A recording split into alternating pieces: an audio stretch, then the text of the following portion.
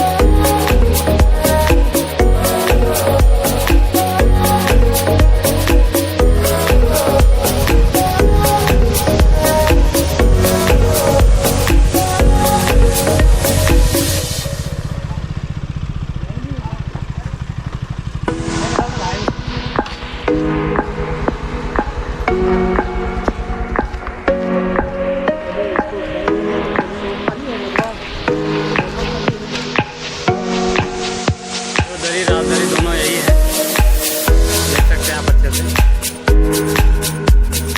आप दो नाम से भी आ सकते हैं, कोई दिक्कत नहीं।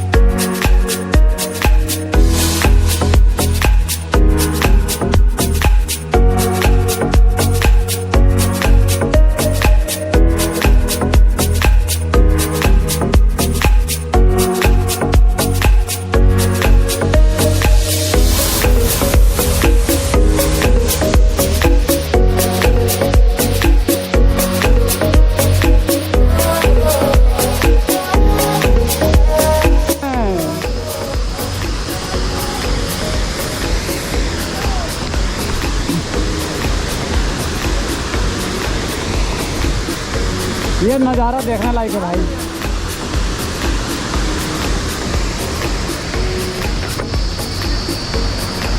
हेलमेट पहन के